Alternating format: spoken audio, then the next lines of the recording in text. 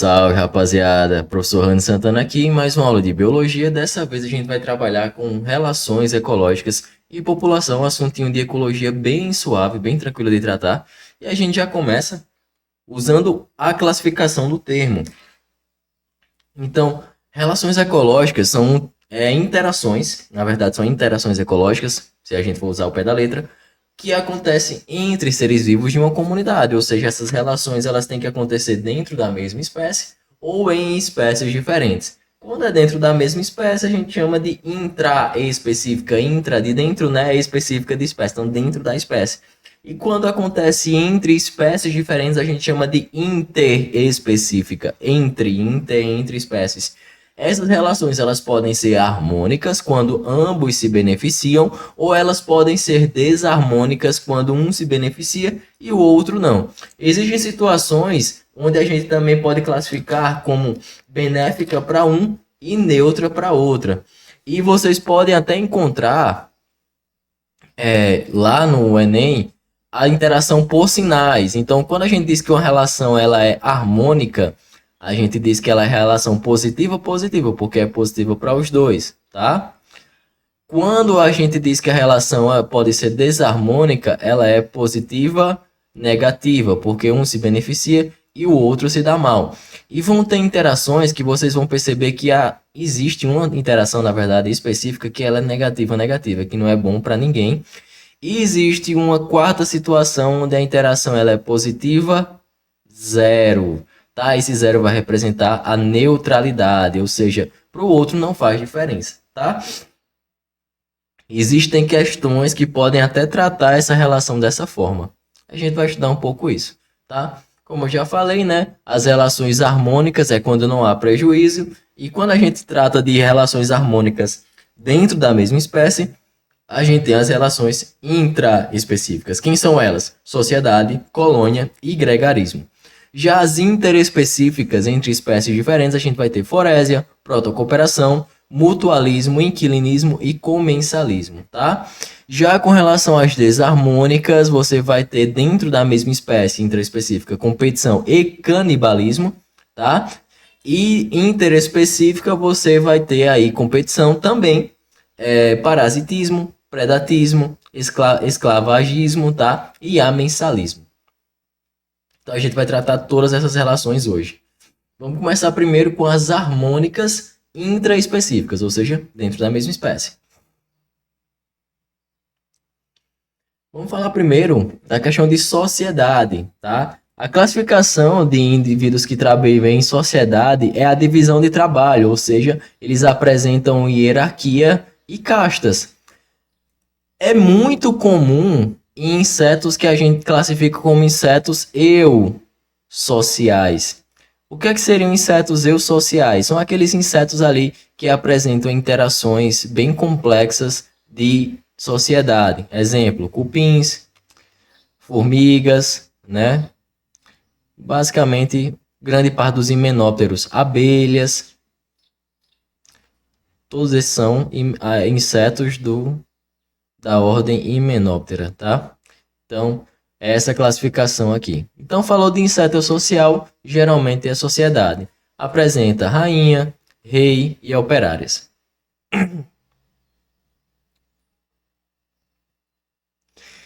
Então, a gente não precisa entrar em muitos detalhes de entender essa relação dos insetos sociais, a gente só precisa entender o que é sociedade, tá? É o que precisa para o Enem.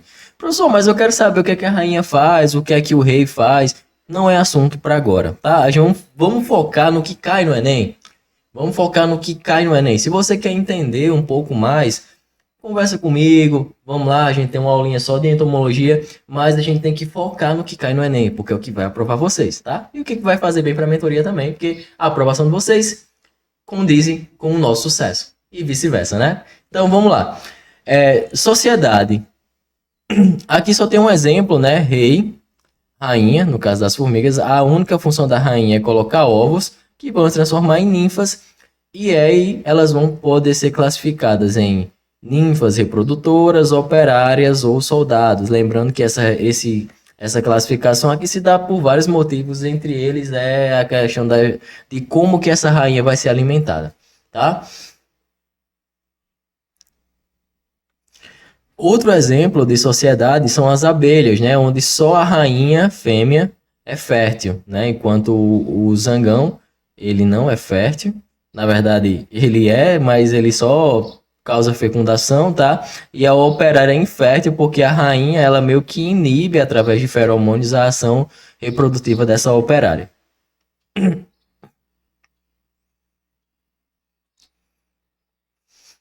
Já na relação de colônias, que é também uma relação harmônica intraespecífica, para a diferença, ó, ele é diferente de sociedade, ele é diferente de sociedade por um simples motivo.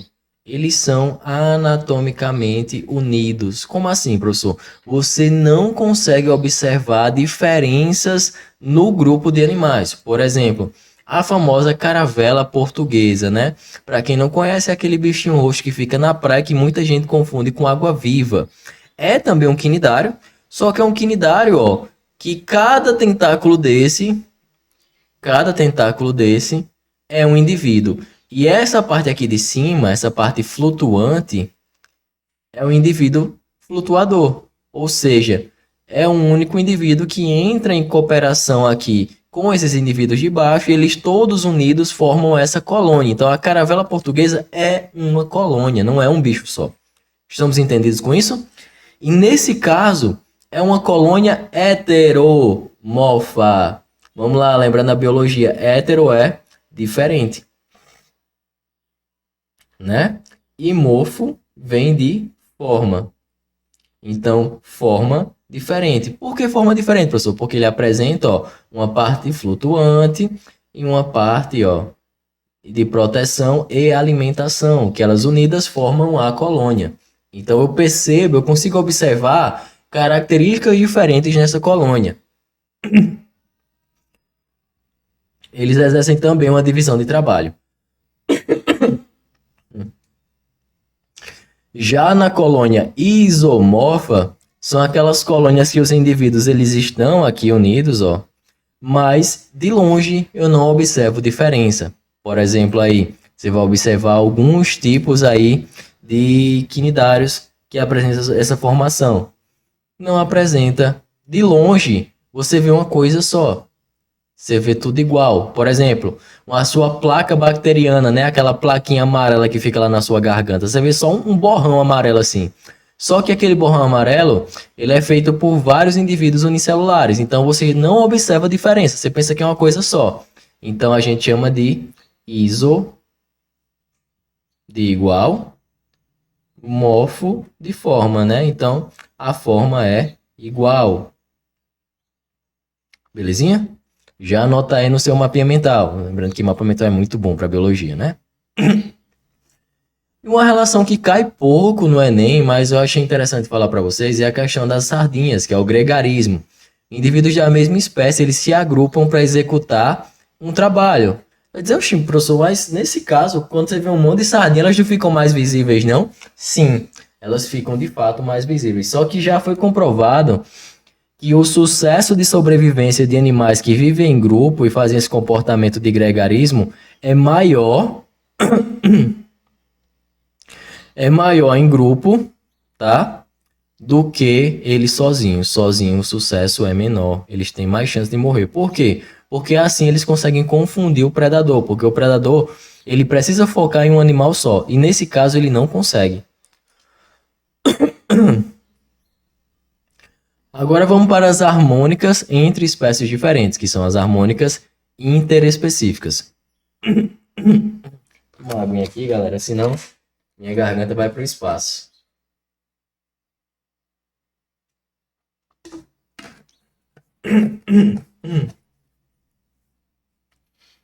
Uma relação que é pouco comentada, mas acontece bastante, e cai pouco no Enem, tá? É a questão de forésia. O que seria forésia? É o transporte de um ser vivo, de uma espécie, auxiliando no deslocamento de outra espécie, tá? Inclusive, essa aqui é um caso de relação positiva neutra. Por quê? Porque para quem está sendo carregado é bom, porque está evitando aí esforço, está indo mais rápido, enquanto para o outro, às vezes, o peso é insignificante, então a gente considera realmente uma condição positiva neutra. Vocês não estão vendo, mas aqui, ó, tem um bichinho agregado a esse díptero. Eu não sei se é um escorpião ou se é um... Enfim, deve ser um escorpião por causa do aguilhão aqui, eu não consigo identificar a imagem. Mas veja, esse animal ele vai migrar, né? Então ele vai levar outro animal, a gente chama isso de forésia. Tá? Uma relação que é muito confundida é a protocooperação com o mutualismo. Vocês vão já ver o mutualismo. Mas saibam, a protocooperação é quando as duas espécies envolvidas são beneficiadas. O interessante da protocooperação é que ela não é obrigatória, tá? Isso é importante, porque é o que diferencia do mutualismo, que é uma relação que é obrigatória. Professor, como é que eu lembro? É só você lembrar que é uma cooperação de protótipo. O que é uma coisa protótipo? É uma coisa básica, uma coisa inicial. É aquele primeiro projeto, né? Então, é uma cooperação, mas é uma cooperação nova, assim, meio que ela não tem muita obrigação de acontecer. Então, só lembrar que é uma protocooperação. Outro exemplo aqui, né? Aquela anêmona que se agrega a uma concha, né? De um gastrópode. E esse gastrópode, que é o paguro, né? É bem conhecido. Esse crustáceo, perdão, ele está usando a concha de outro animal e essa concha de outro animal está servindo de base para a anêmona. E nesse caso aqui a relação é boa para os dois, apesar de parecer que o paguro está levando esse peso todinho, porque a anêmona ela tem tentáculos urticantes, né? Não sei se vocês lembram disso. E isso aqui protege ela de predadores. Então é bom. E o resto de comida que o paguro tem, ele joga para a anêmona do mar. Claro que não de forma proposital. Ele vai comendo, o resto do alimento vai ficando aqui e os tentáculos da anêmona vai catando. Já o mutualismo, e tem muita questão de Enem que gosta de cobrar isso, tá? É inclusive as relações que mais são cobradas no Enem, galera. Protocooperação, mutualismo, inquilinismo, predatismo, parasitismo, tá? São relações que são bastante cobradas no Enem. Então, o mutualismo, as duas espécies envolvidas se beneficiam e, nesse caso, a relação é obrigatória, tá? Diferente de protocooperação. Então, isso é o que diferencia uma da outra. Por exemplo, o cupim com seus protozoários que conseguem digerir celulose. Então, sim, o cupim não tem a capacidade de digerir celulose, porém, dentro lá do intestino dele, existe um monte de protozoários que têm a capacidade de digerir essa madeira, que é boa parte feita de celulose, a transformando em glicose. Olha que legal. Consegue transformar em glicose. E essa glicose vai servir aí de alimento para o cupim. Então é bom para os dois e só acontece com os dois juntos. Ok? É tanto que cupim não come outra coisa a não ser celulose, né? Madeira. Então chega lá no estômago, como ele tem a capacidade, o próprio protozoário digere a celulose e entrega a glicose para o cupim, enquanto o cupim tem aí um ambiente perfeito para o protozoário que fica vivendo dentro desse intestino, tá? Outra relação que é obrigatória é a relação aqui, ó, de algas com fungos, tá? Que vai formar aqui os líquens que ficam presentes aqui em copas de árvores. Isso é bom porque o fungo propicia a alga a sair da água, fica um pouco independente da água, e ao mesmo tempo as algas fazem fotossíntese e entregam glicose para o fungo. Então, a relação de mutualismo. Outra relação bem importante e ecológica são as micorrizas. Mico, né? Para quem não lembra, vem de fungo, risas vem de raiz. Então, a relação entre fungos mais raízes de plantas, beleza? Inclusive, essa relação é tão obrigatória que existem alguns tipos de plantas, principalmente as leguminosas, feijão, milho e por aí vai, que elas só conseguem gerar e crescer através dessa relação. Por quê? O que é que essa relação beneficia um para o outro? O fungo ele consegue fixar nitrogênio. Inclusive caiu ano passado, viu? Uma questão sobre isso, então é bom ficar atento. Nitrogênio para a planta. Ele entrega nitrogênio para a planta, enquanto a planta entrega aí glicose e nutrientes, né, para o fungo, que vai se beneficiar disso também. Então, a relação obrigatória e muito importante.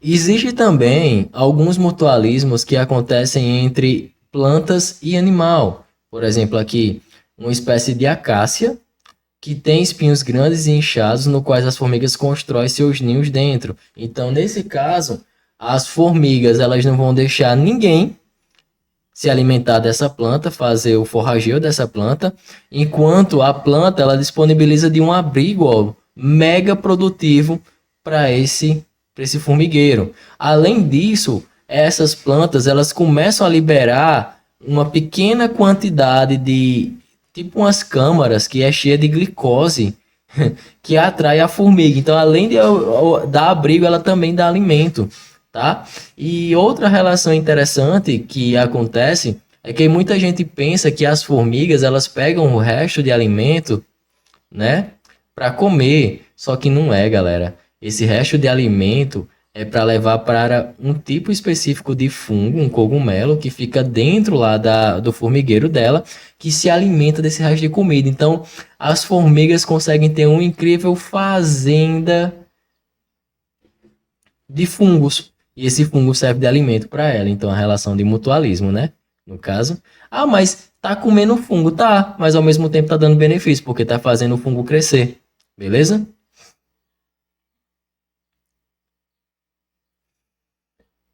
Vamos para a próxima interação. Então, a interação é de inquilinismo, tá? Inquilinismo é um nome que vocês já devem ter ouvido falar muitas vezes, que vem de inquilino, né? Que é quando o indivíduo ele meio que se aproveita da relação de outro, ele mora em outro indivíduo, tá?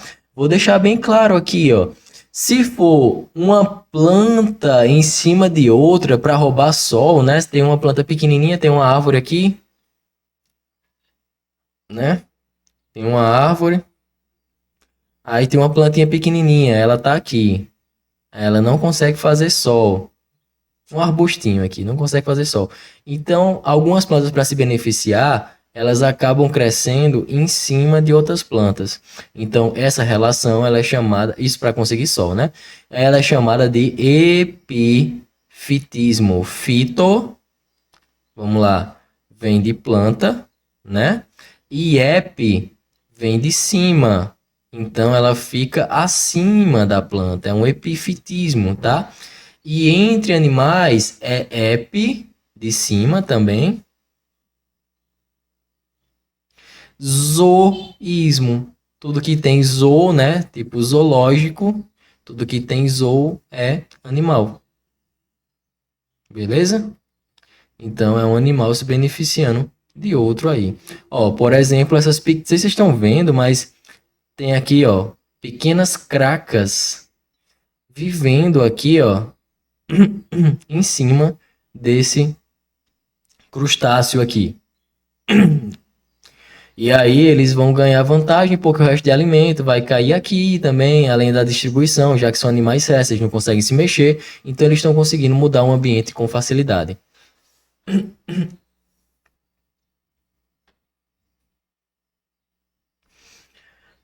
Outra relação que a gente vai ter é o chamado comensalismo, tá? Como é que funciona o comensalismo? Deixa eu só olhar um negocinho aqui rapidinho no computador, galera. Beleza. Comensalismo. Como é que funciona essa relação de comensalismo? É uma espécie que ela vai se aproveitar de alguma situação do outro, contanto que essa relação ela seja positiva, neutra. Ela tem que ser indiferente para o outro, tá? Porque se essa relação for positiva, negativa, aí a interação ecológica é outra, que vocês vão ver daqui a pouco, tá? Então ela tem que ser positiva, neutra. Galera, essa aqui é decoreba pura. Por quê? O comensalismo, ele só é apresentado de uma maneira no Enem. Eu nunca vi ser apresentado de outro jeito. É a famosa interação entre rêmoras, que são esses animaizinhos que ficam aqui presos no tubarão, né? E existem outros peixinhos também que ficam próximos, rêmoras e tubarões, que é quando a rêmora, ela fica esperando o tubarão se alimentar, predar o alimento e o resto de comida ele vai para esse animal que está próximo, tá? Então é a relação de comensalismo. Às vezes o animal não precisa nem estar preso, mas é aquele animal que fica ali na espreita, espera o animal se alimentar para depois ele conseguir fazer o processo dele de alimentação. Ele pega como se fosse como se fosse não, ele literalmente pega os restos, tá? Outra relação de comensalismo é esses passarinhos aqui, tem diversas espécies que fazem isso, que se aproveita de mamíferos e comem aí, ó, os restos de ectoparasitas, né? Piolho, carrapato. Nesse caso, galera, tem que ter cuidado. Tem que ter cuidado por quê? Porque além de comensalismo, também pode ser uma protocooperação. Mas, professor, como é que eu vou saber quando é comensalismo e quando é protocooperação? Já disse a vocês, pelo enunciado da questão. Se a questão falar assim, os dois animais estão se beneficiando, tem no texto alguma coisa mostrando que os dois estão se beneficiando, você marca a protocooperação. Se na relação da questão ele está dizendo que somente um animal está se dando bem e para o outro é indiferente, aí você marca comensalismo. Então, tem que tomar cuidado. Lembrem, pelo amor de Deus, não é o que você acha, é o que a questão pede. Sempre vai ser assim, tá?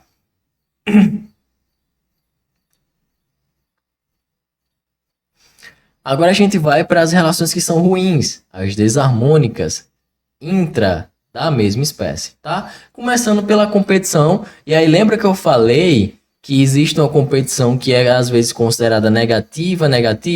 É a competição. Professor, mas quem ganha na competição não está se beneficiando, não? Tá, mas ele teve muito esforço para isso, tá? Então, cuidado. Alguns autores consideram positiva negativa, outros autores consideram negativa, tá? Lembrem que vai depender da questão. Inclusive, competição é a única interação que ela acontece de forma intra. Indivíduos da mesma espécie competem, tá? Como assim? Competição por fêmea, competição pelo mesmo alimento, competição por espaço, né? Por exemplo, os dois leões brigando pelo aquele espaço ali é uma competição intraespecífica. E é uma competição que acontece também de forma interespecífica. Animais diferentes competindo. Por exemplo, a espécie humana ela compete muito, né? Vestibular, o próprio Enem que vocês estão aqui tentando entrar, é uma competição por um espaço. É considerado uma relação ecológica. Emprego, né? Enfim, a galera aí gosta de competir por mulher também, competir por homem. É uma competição também, tá? Inclusive, essa competição pode acontecer, ó, de dois ou mais indivíduos, porque existe, às vezes, um monte de indivíduo competindo ali pelaquela mesma coisa, por exemplo, como é, de novo, o Enem, né? Mas se Deus quiser, você que está assistindo minha aula, os deuses da biologia vão te abençoar e você vai conseguir a sua vaga, né? E que Darwin e Lamarck estejam com vocês. E nosso amigo Mendel, né? O canibalismo é um tipo de predação, só que ele se difere pela. Existe a relação de predação, mas ele vai se diferenciar pelo fato de que o canibalismo ele precisa ser entre a mesma espécie, ok? Então, o exemplo que eu trouxe aqui foi do louva-a-Deus. Um indivíduo come outro da mesma espécie para se alimentar. Por que o louva-a-Deus faz isso, professor? Eu nunca entendi por que acontece esse tipo de relação. Galera, o que acontece é que para a fêmea, por ovos, é um gasto energético gigantesco. E após a relação sexual, o próprio macho se doa, porque a obrigação dele em vida é se reproduzir. Se ele já se reproduziu, ele não se importa mais em morrer. Então ele se doa para a fêmea se alimentar e não precisar ir atrás de alimento e continuar escondida e conseguir ter um sucesso maior de pôr ovos, tá? Isso acontece também com outros tipos de invertebrados, por exemplo, como a viúva negra, que é o melhor exemplo e todo mundo usa, né?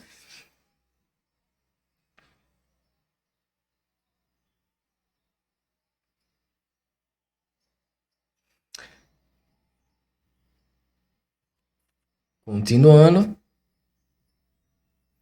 a gente também vai ter, ó, a competição, que eu já falei para vocês, interespecífica, que é indivíduos de espécies diferentes, tá? Calma, deixa eu voltar aqui. Inclusive, ó, apesar de estar aqui em imagem em competição, isso aqui é uma situação de predação, tá? Quando o animal está literalmente caçando o outro. Cuidado, tá? Que às vezes pode aparecer esse nome aqui, ó, forrageio. O forrageio, ele é animal se alimentando de planta, tá? Isso pode acontecer também. Ou outro nome que pode acontecer também é herbivoria, tá? A galera às vezes gosta de especificar. Bom, uma bem conhecida, eu acho que essa aqui dispensa comentários, mas é o parasitismo, tá?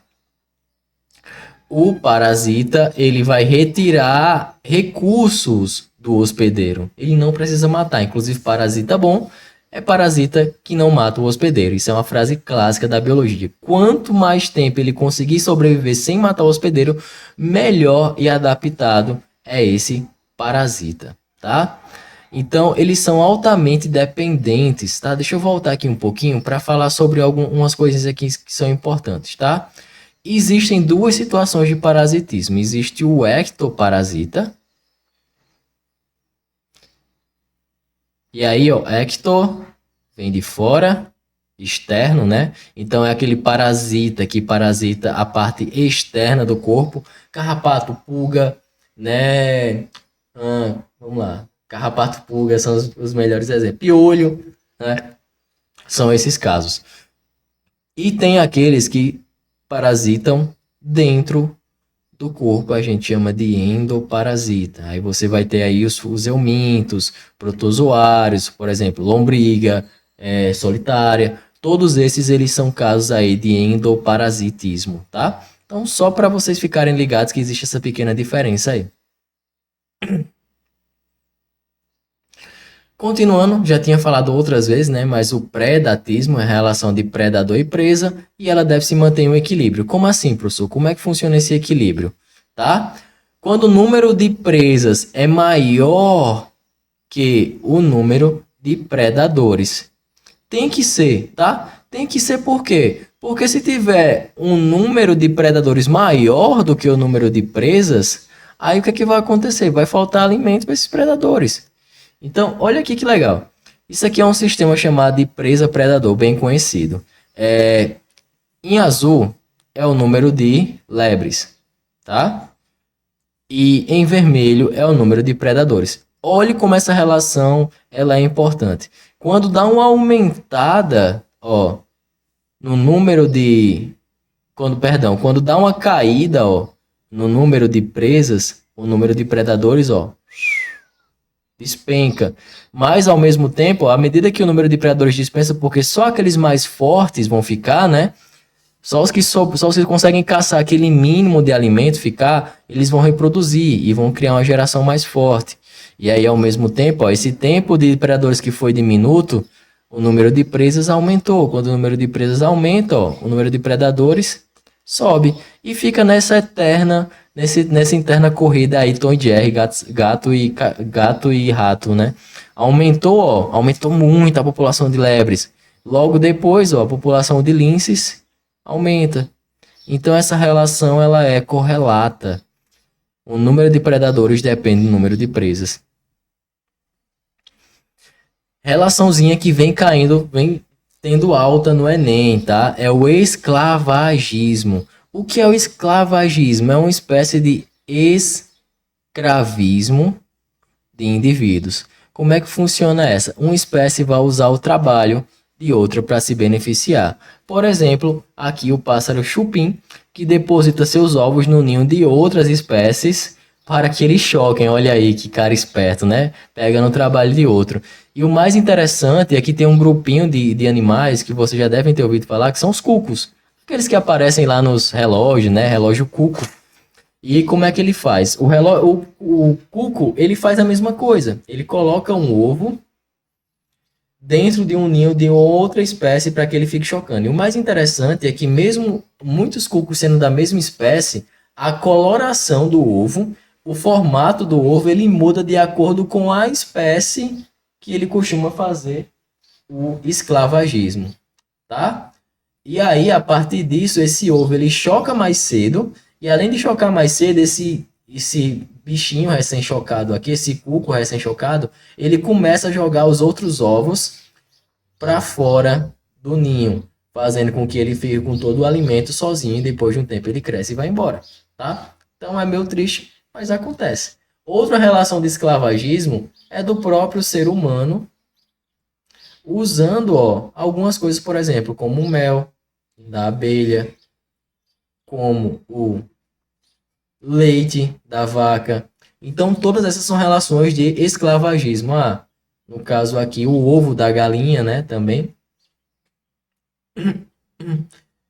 Uma relação conhecida, é a relação que ela também pode ser chamada de sinfilia. É outro nome que a gente chama esse esclavagismo, tá? Só que a sinfilia, ela acontece especificamente entre animais e plantas, tá? Esclavagismo acontece aí entre dois animais, beleza? Relação boa, relação de amensalismo, lembrando que A é negação, né? E mensalismo é não poder viver no mesmo espaço. Ele não pode ser comensal. Lembra lá do comensalismo? Então, o amensalismo ele nega o comensalismo. Então, basicamente, uma espécie inibe o desenvolvimento de outra espécie. Como assim, professor? Já ouviram falar de antibiótico?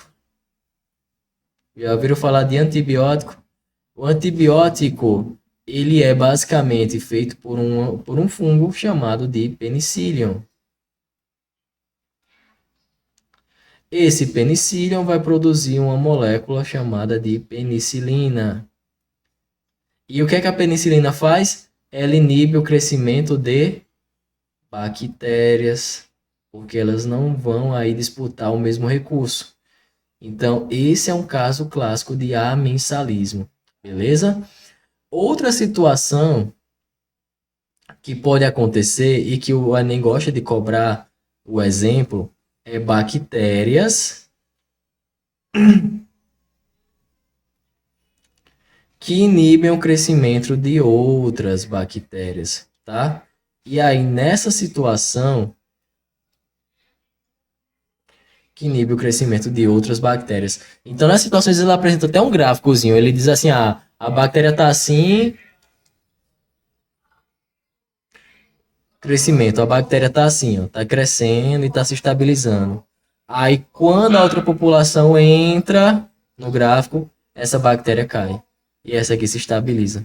Então, eles podem apresentar esse gráfico e dizer, que tipo de interações está acontecendo aqui? Eles dão lá o exemplo, duas bactérias competindo em uma cultura, papapá, amensalismo, tá? Não tem erro, só marca. E claro, né, como eu já tinha falado para vocês, quando um animal está se alimentando de uma planta, aí a gente vai chamar de herbivoria, tá? Belezinha, galera? Então, trouxe todas as relações para vocês, completinho, não tem erro, não tem como dificultar, e desse jeito você consegue resolver todas as questões de Enem. A gente se encontra numa próxima, valeu!